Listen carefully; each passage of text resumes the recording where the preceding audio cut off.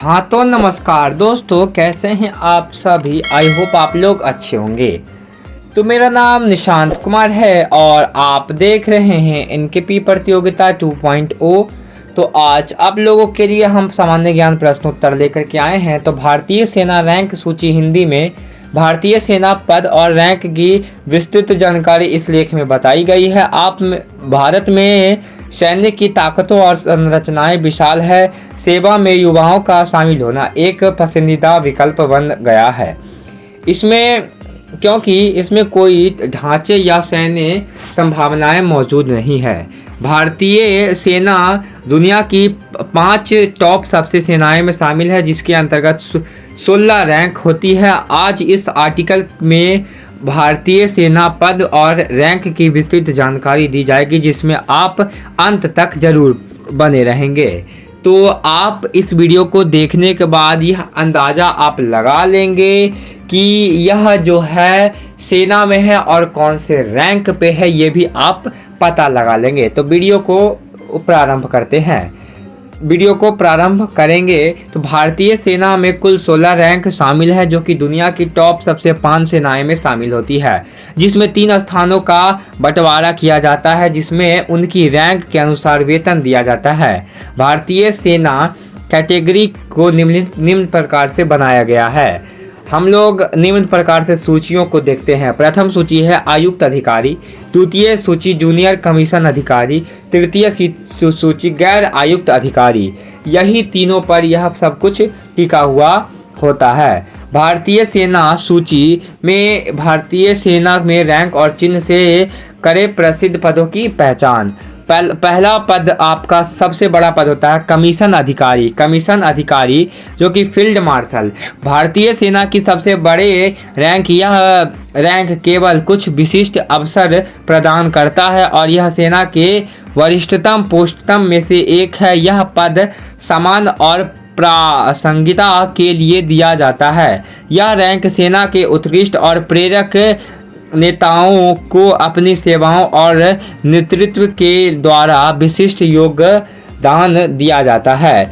दूसरा है सामान्य। भारतीय सेना की सबसे बड़ी रैंक, जिसे जनरल के नाम से जाना जाता है, जिसके पक्ष पर एक सितारा, कांस बैटल और अशोक स्तंभ लगा हुआ है। इस पद पर अधिकारियों को 3 साल या फिर 62 साल की उम्र से लेकर सामान्य रैंक तक दिया जाता है।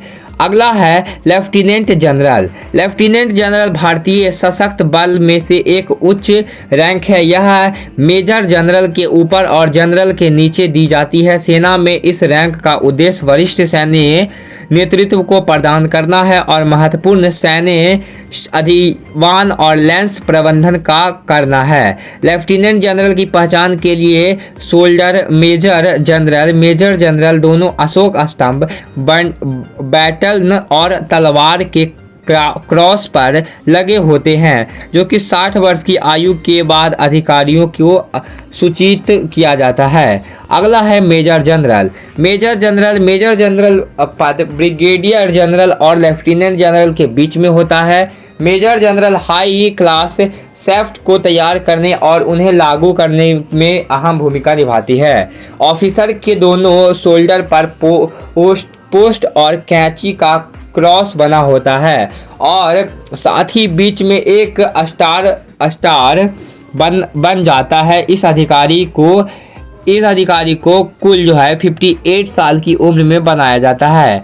अगला है ब्रिगेडियर जनरल एवं ब्रिगेडियर की कमान संभालता है। ब्रिगेडियर पद को प्राप्त करने के लिए कई वर्ष का अनुभव होना है, नेतृत्व क्षमता और विशेषज्ञता की आवश्यकता होती है। इस पद सेना में एक पदक और भूमिका होती है। इसमें ऑफिसर के दोनों शोल्डर पर 3 स्टार और एक अशोक स्तंभ लगा होता है, जो कि 56 वर्ष की सेवा के बाद CN का उपयोग किया जाता है। अगला है कर्नल की रैंक भारतीय सेना में 5वें नंबर पर होता है। इसकी झंडे पर अशोक स्तंभ और 2 सितारा लगे रहते हैं।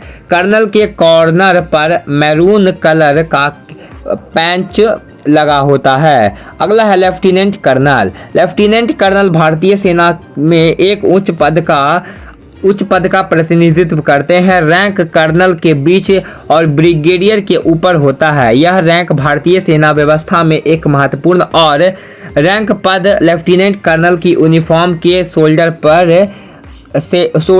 पर एक स्टार और अशोक स्तंभ होता है।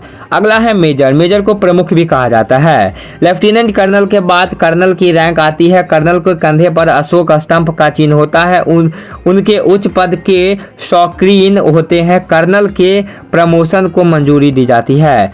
अगला है कैप्टन। कैप्टन को कप्तान भी कहा जाता है। कैप्टन को कप्तान भी कहा जाता है।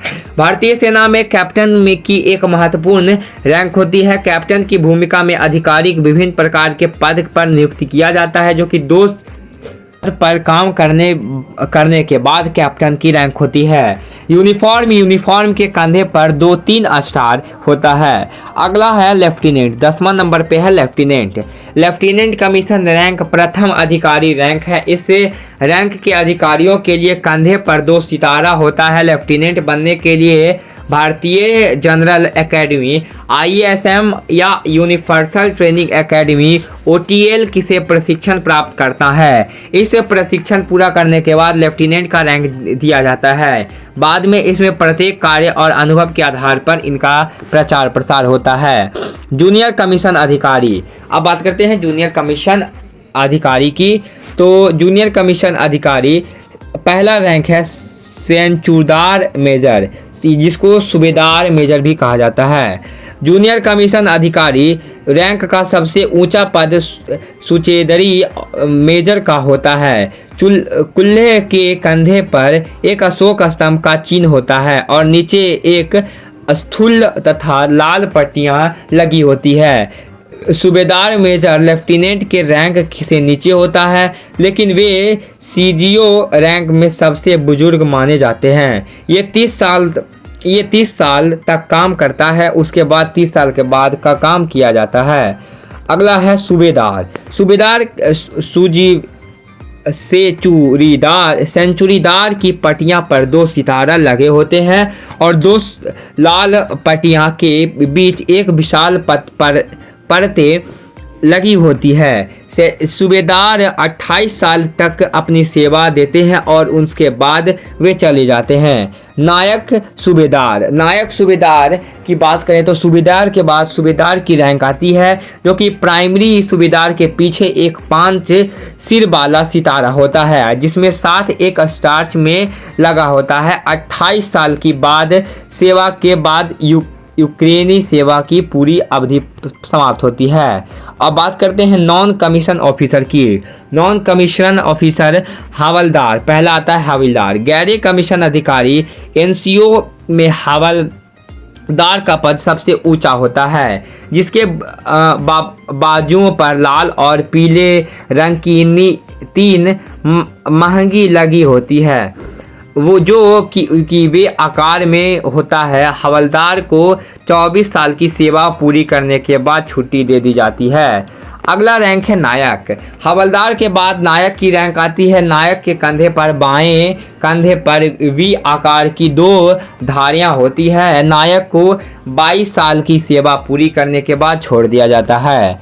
नायक के बाद आता है लांस नायक। तो नायक के बाद लांस नायक की रैंक आती है। ये छोटा लांस नायक का होता है। इसके बाएं तरफ एक पट्टी होती है। लांस नायक को 22 साल तक अपनी कंपनी पूरी करने के बाद छोड़ दिया जाता है।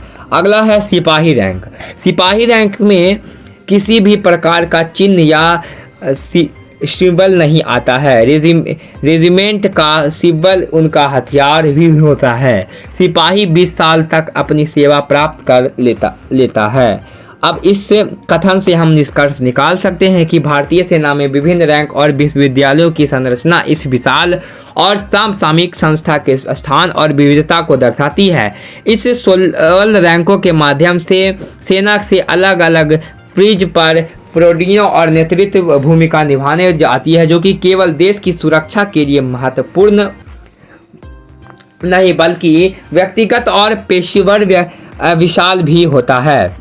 फील्ड मार्शल से लेकर सैनिक तक प्रत्येक रैंक की अपनी विशेष भूमिका और महत्वपूर्ण है और इस पोस्टर पर सेवा करने वाले अधिकारी और युवा भारतीय सेना के ताकत और अनुसार का प्रतीक है। इस संस्था की स्थापना सेना की प्रतित्व, नेतृत्व क्षमता और उत्कृष्टता की भावना से होती है, जो कि युवाओं को एक प्रेरणादायक साहस का प्रदान करता है।